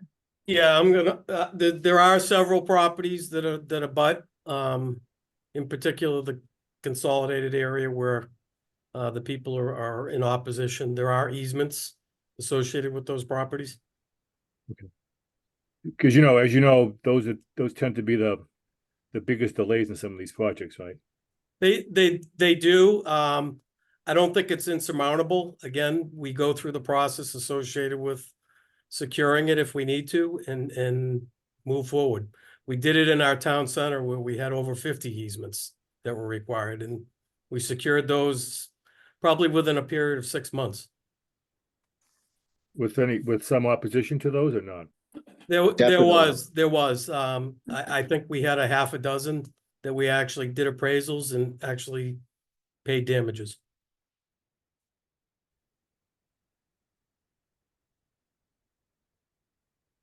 Great.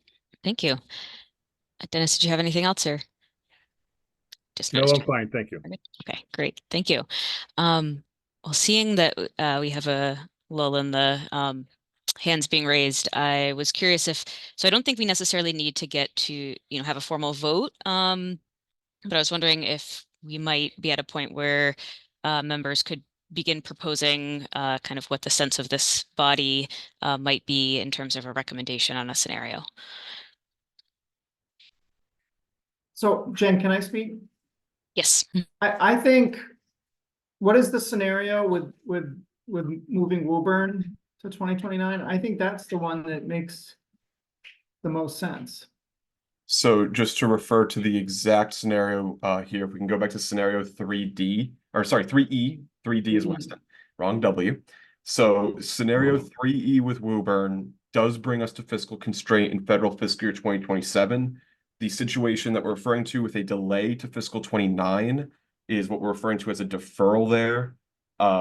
So in this situation, there is funding remaining in federal fiscal year 2029 for Argilla Road, but there's hardly any left for Argilla Road in that case as well. So functionally, there are no new projects funded, as there'd be minimal contingency in 29. And that's the primary outcome of the project would be that no new projects likely funded. Project moves to federal fiscal year 2029. Fiscal constraint attained in fiscal 27 with about $930,000 remaining. I would say, I think if this committee could bring a recommendation to say, we think, 3E makes the most sense. And I would be interested in sort of discussing like the Argilla Road project some more. I have a few questions about it. It's an expensive project in a very climate vulnerable area in Ipswich. And I feel like that is something we need to like discuss a little bit, but I don't feel like we need to do that today. But I think what we need to accomplish today is to sort of point a direction in a scenario that we think makes the most sense. And so right now I would say 3E seems like that's the one. Great. Thank you for bringing something forward, Eric. I saw John next. Yeah, thanks, Jen. I agree with Eric. I think moving forward with scenario 3E is best with the information we have at this time, but I might recommend that we kind of add maybe a condition to this recommendation that we, revisit the Weston project later on based on the results of the town meeting vote and the changes to the project scope. Because once we get that information, we might have a better idea about potential whether or not we, defer a project or remove a project. So then we'll get more information on the Argilla Road project based on that. Thanks, John. Next I saw Tom.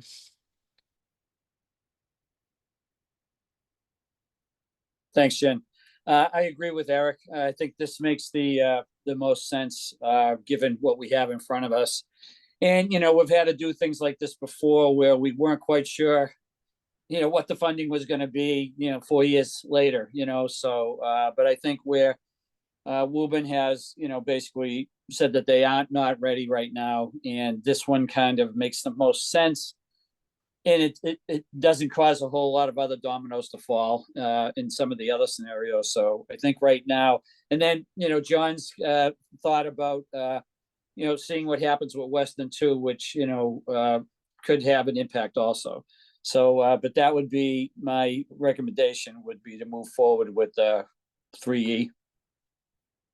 Great. Thank you, Tom. John. Thanks, Jen. So I think that moving Woburn is the right thing to do, but my concern is that it's guaranteed to go up. And because we know that, because we know their cost estimate is old, and we only have like 900 grand after we do this in 29. So in essence, we're blowing up 29's tip before we get there. Yeah. So my question would be, is there, and I asked this at the end of the MPO meeting, is there a way for this project to be funded over 2 years, 29 and 30, versus just 29? I'm not exactly sure how that works or when you can do that, but I think we should at least look at that before we know. I mean, we're just making 29 fail. We're just waiting for it to fail. Just to kind of add to that, John, so that's a good question. Given the uncertain, I think, just for point of argument, given the uncertainty around the funding situation, how that would look next year in federal fiscal year 29, we'd also, I think by the same coin, need an idea of how 2030 looks. And we won't have that until really February next year. So I think for purposes of the present TIP development, if the project is going to be delayed to federal fiscal year 2029, it should be delayed in full for cost. And if there is an increase, as has been done previously with some projects, we could fund the increase in 2030 and do that as part of developing next year's TIP. I would just note, I guess, for precedent on that last year, that was one of the strategies used for the Central and South Main Street project in Ipswich, where it was funded initially with 5.7 million in federal fiscal year 26. And then its cost increase of an additional 6 million was funded in federal fiscal year 27, once that cost estimate revision came through there. And of course, we won't know fiscal constraint until really how things play out this time next year. I'd also just note too, to be blunt, that there are some expectations, especially with the design pilot now and potentially some larger funding obligations to current and potentially future advanced construction projects. 2030 is unlikely to be a year in which there is, and maybe I'm wrong, but 2030 seems to me to be unlikely to be a year where there will be funding surpluses to accommodate a large amount of funding for projects. Thank you, Ethan. John, did you have something to follow up, or okay? Let's move to Stephen. Hi, I'm here, and I know Ethan said you want to discuss Argilla Road here, but it is a project for sensitive area, but we're actively discussing it with our private partners. So it is a important public-private partnership, and we are also actively working with DEP about how to design it through those, because we do look at it as an ecological restoration project as well. So I just want to clarify that and continue to advocate for keeping Central Street where it is. Great, thank you.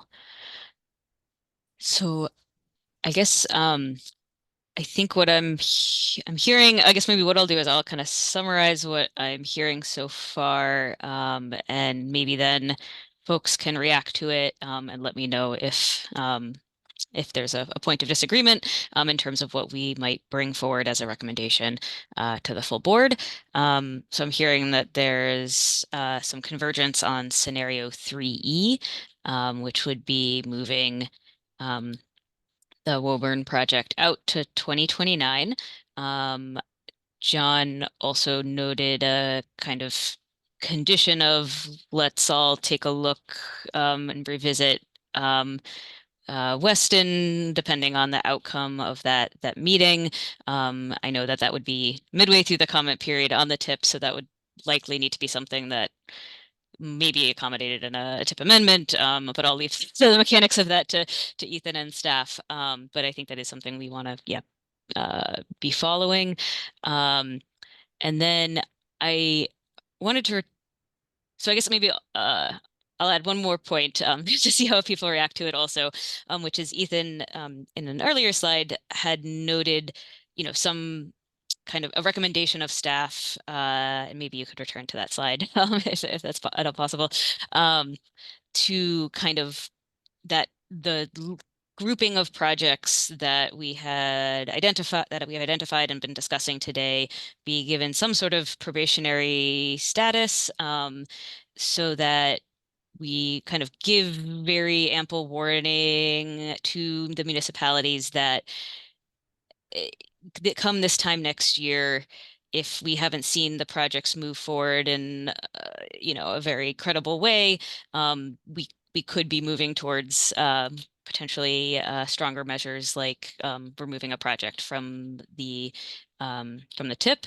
I'll express my own thought towards that, which is that I do think at some point we need to kind of be willing to talk about that and consider it seriously, in the interest of wanting to have some space for projects that come forward and are good projects. And so if we don't find a way to clear up, some space in future years, because projects keep getting pushed out into those outer again and again, there's not going to be much incentive for municipalities to be moving other worthy initiatives forward. I will pass it over to Eric. Yeah, thanks, Jen. I think those are all good points. On that last one, I don't know how to like measure that. Like, what does it mean? I'd be interested in like maybe staff looking into that a little bit, and like maybe we could discuss that at a future tipper committee meeting. I just don't know what that like means, like project moving along, because often we have the consultants say, well, we're doing this, and we send it to MassDOT, but MassDOT hasn't looked at it, or they took them a long time to look at it, and there's sort of finger pointing like going on. So I would want to understand a little bit more what that means. I think you're absolutely right that like project, what is happening to the project is something we need to know, and needs to be good input into making these tough decisions. I feel like today was a very productive day, and I really appreciate Rich Benevento and his honesty and talking about these projects. I feel like that's the point of this committee. I think it was a real success today, and I think we have some consensus on next steps. Thank you. Thanks so much, Eric. And yeah, just to speak briefly to that, I completely agree. I think this does take the devil's in the details, and I think this is the committee to delve into them. Dennis. Thank you, Madam Chair. I just wanted to concur. I agree with your summary of what the recommendation for us to go forward with. I think it's a good one. I also would follow up on Eric's comment. I would like to see some specific goals for some of these projects be identified and then followed. So next year, if they either achieve that goal, or if they don't achieve it, then they got to really kind of explain to us why they didn't get that goal. And we have more evidence to then say, you know what, it's time's over, right? Because there's some projects that are tying up other projects that want to be advanced that can't be. So anyways, my thoughts. Thanks, Dennis. John. Thanks, Jen. I just want to, reiterate all the points that have been made by Dennis and Eric. I think it's good that as a committee and a board, we kind of acknowledge that, projects need to move forward in a way in order to kind of sustain the future projects that this board also wants to fund. And in thinking that, I also agreed that, we should think about, either staff or the board should think about kind of the goals or standards that we'd like to see achieved, or even the milestones, to make sure that we're kind of being fair in how we assess how projects are moving forward. So that's it. Thanks. Thank you, John. Jay. Thanks, Jen. Quick comment, and it's too bad no John Bashar signed off, and I wish he was still on, because I could probably chat about this in more detail. But one thing I heard him say, and I think is relevant to all of us, is he's got 18 months worth of review work. I think that was the context. He had 18 months kind of backlog of review work on his team to review these projects to get them ready. He's obviously, like all of us, strained for resources to move these projects forward. It would be a good perspective to have from MassDOT through their review process, their kind of timeline, their constraints, their everything that sort of the towns face. I know MassDOT faces also, and I'm not saying this to throw MassDOT under the bus. I'm saying this that we can all better understand when we make these decisions on the tip and moving things around. It's easy for the towns to come in and say how it affects them, but we know it also affects MassDOT and their process, and I think it's important for us to hear that perspective as well. So again, not throw MassDOT under the bus, is just to say it's an important perspective that I think will only help us make better decisions. Great point. Thank you, Jay. And Derek. Yeah, thank you. Yeah, I just wanted to say, if John's not on, I hear you, Jay, and I'll definitely pass that along to our highway division and get a response to that. I also just wanted to add in really quickly that John's question earlier about advanced construction or funding over multiple years. The federal guidance on that is that the funding should follow the construction schedule.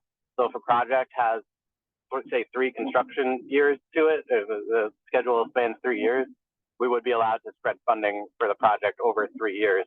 And the funding should loosely follow, the proportion of construction in a given year. There should be, the sort of corresponding amount of funding in that year. So insofar as that helps, we've been seeing projects that have pretty long construction seasons or schedules rather, especially these larger ones. So if that helps with this constraint, I just wanted to throw that out there as a tool at our disposal if it helps for some of these sort of decisions in the outer years. But just wanted to get that on the record as well. So thank you. Thank you, Derek. That's helpful to understand. I know, yeah, we also had some questions around that related to the Cambridge Street Bridge, and that's probably going to take a number of years to be constructed, given all the complexities there. So that's helpful to understand. That might be a tool we can look into. Jace, you still have your hand up, but I'm assuming that's from before. There you go. Okay, it's down. All right. So I think I'm not seeing any other hands raised. So unless I think I feel like I have a pretty good sense of the sense of this body in terms of bringing the recommendation about scenario 3E with the also some notes about kind of looking at how the Weston vote comes out, and also perhaps bringing to the Tipper committee a conversation around how we can best understand the progress of projects so that we can make decisions in a consistent and fair way going forward. I see a couple more hands. First, I think our tradition is to go first to the members, so John and then Leon. Thanks, Jen. I think what you summarized makes sense. I think in the interest of time right now, since we're over, I think just one thing we'll have to consider is John Romano's comment for next week, thinking about the probable price increase of Woburn. So just as another thing to mention next week when we make the recommendation to the greater board. Thank you. Yes. great point. And Leon. And I'll be very brief. I just want you to know I've been doing this for many years, and I just want to say thank you to you folks. You have a very thankless job at times, and you probably don't get appreciation. I just want to say thank you for running this process and for listening to us. Thank you very much. Thank you. It's appreciated. Len. Thank you, Madam Chair. I like the sound of that. Thank you, Dennis. Well, to John's point, and to the two John's points, the price is going to go up. For Woburn, it's going to go up for other things too. And so it won't simply be a matter of Woburn blowing up in 2029. That's going to blow up. $16 million is just not going to be enough buffer probably for what's going to occur to lots of the projects. And by the time we get to 2029, so I just throw that in there we should consider the impact of cost increases. And so, but it won't be just one project. And another thing is, I take it the deck that I'm sorry, I screwed up your name earlier today. That was presented. It will be available later. Oh, the deck for this meeting? Yeah. Yes, Yeah. we'll make sure that Okay. it's posted. All right. Great. Thank you. And Rich. All I wanted to say was I was going to say the exact same thing that Len just said, that all these projects are going to go up. So and every year, I come to these meetings all the time, as you know. Every year we look at the same thing and is moving around and recalculating and all those sorts of things. The only benefit I would say is to make sure that we're all being mindful of every submission. Those estimates get more refined. 25 is a 25% submission. 75, it's more refined. 100, it's more refined. PS&E, it's more refined. So I think it's just keeping track of that. And like I said, I was going to say the exact same thing Len said. So thanks. They're all going to go up. Thanks, Rich. Tom. Madam Chair, first of all, I just wanted to say thank you to you for chairing this difficult committee. But I also wanted to thank all the committee members. I know today I'm filling in for Brad, but also Ethan and all the staff. When I opened up my email beginning of the week and I saw 36 pages of scenarios, I was like, wow, he's been working hard since the last meeting. So I just wanted to recognize that. And I think, like Eric said earlier, I think this was a really good meeting. Very thoughtful discussion, and I think the decisions we're making make a lot of sense for now. But I want to thank everyone involved. Great job. Thank you so much, Tom. And yes, definitely echoing the great appreciation for staff for getting us all set up to make the decisions we've taken today. Stephen. I'm sorry to extend, but I do want to reiterate that as well. I've been doing this a while and with different MPOs, and it is a tough job. Appreciate it. And I didn't want to extend the meeting by saying that, but if my friend Leon got his project because he said thank you and I didn't, I would be so mad. So I just want to make sure I touch the base. But seriously, thank you guys. It is a hard job, and it's frustrating because there's never going to be enough money. So thank you for what you do. Thank you, Stephen. All right. Back to Ethan. I'm thinking, given the time, we might condense some of the elements we had planned to get to if there were time. LOL. But yes, over to Ethan. We can stay on this slide for now. I just want to recognize that I had conveyed to some folks before this meeting that there would be opportunity for public comment at the end if they could stay. And I recognize that given we are over time, many of those people have been waiting for a while.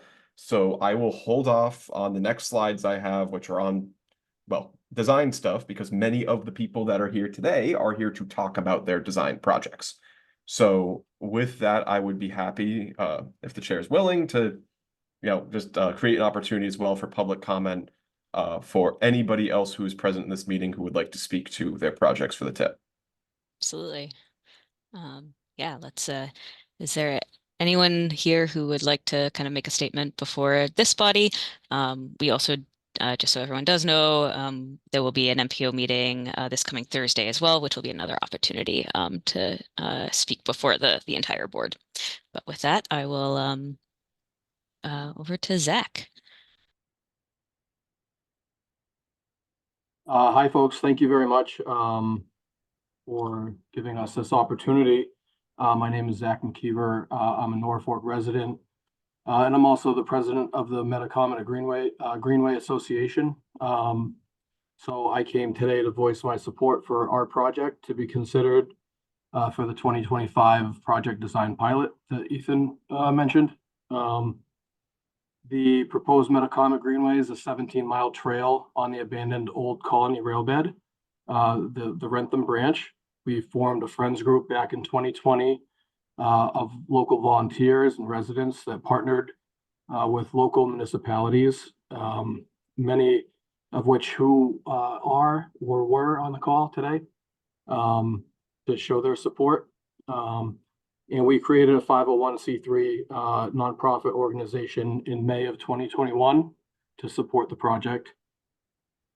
We attend many community events, do a lot of community outreach to gain community support for the project. And everybody says that they just can't wait for the project to move forward. So when we heard of this opportunity, we had to jump to it.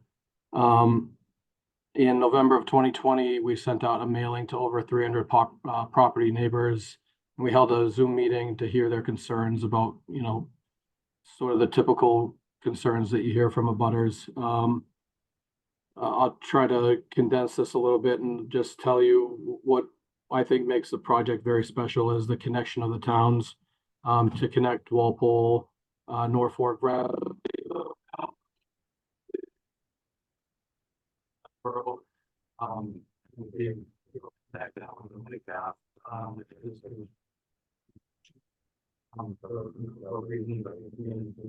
I don't know if it's true for everyone else, but your audio has become warbly. Yeah, I think Ethan is nodding too, just for the past like 30 seconds.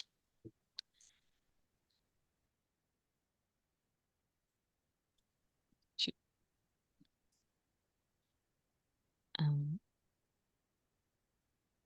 Yeah, we caught the first bit of your statement, Zach, and I do really appreciate you staying on towards the end of the meeting. And we did note there was a large crew of folks from the Greenway present at the beginning of the meeting. So we do really appreciate that you waited towards the end. I might call on Richard while we wait to see if Zach's audio returns.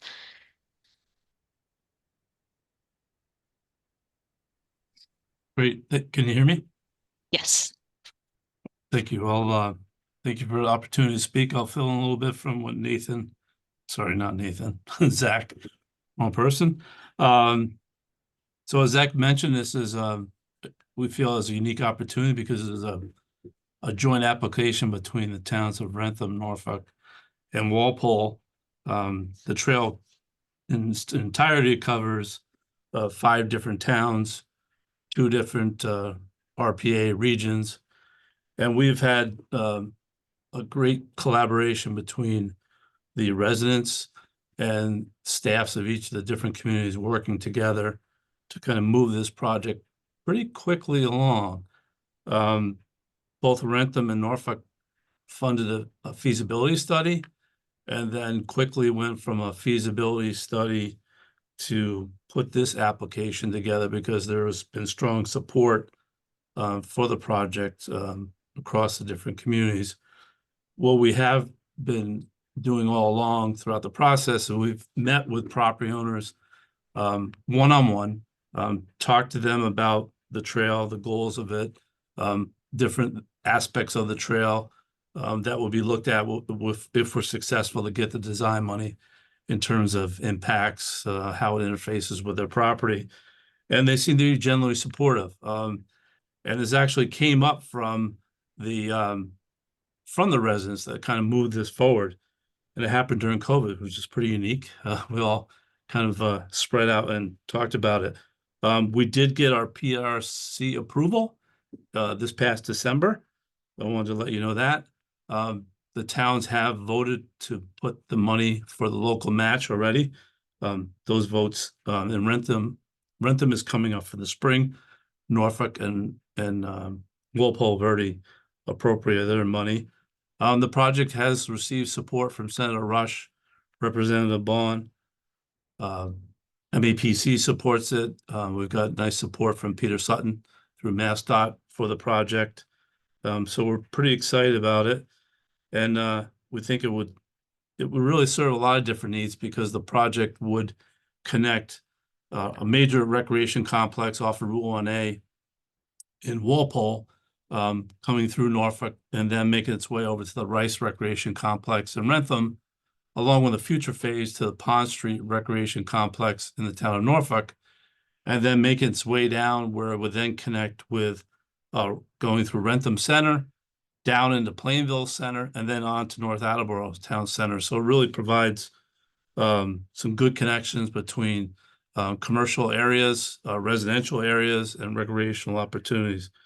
So we're pretty excited, and we're even more excited to hear about this project, because as you probably know, these are tough, challenging projects to try to move from a concept to a design phase. So we'll offer those comments. Thank you. Great. Thank you so much to you and Zach, sticking it out to the end. Over to Sheila. Hello, everyone. Thanks for staying on. I know it's a lot of work for you all. My name is Sheila Page. I'm the Assistant Planning Director in the town of Lexington, and I'm here to advocate for funding the Route 4 225 I-95 interchange design.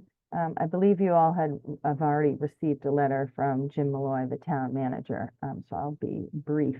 But redesigning the entire intersection is critical to the success of the LRTP project, the Bedford-Hartwell Reconstruction Project, as well as the success of the Innovation District, which we are creating where people can work, play, and live.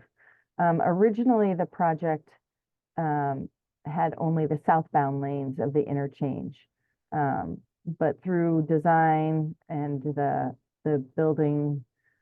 build-out projections, we need the full interchange to increase the capacity and safety for all users.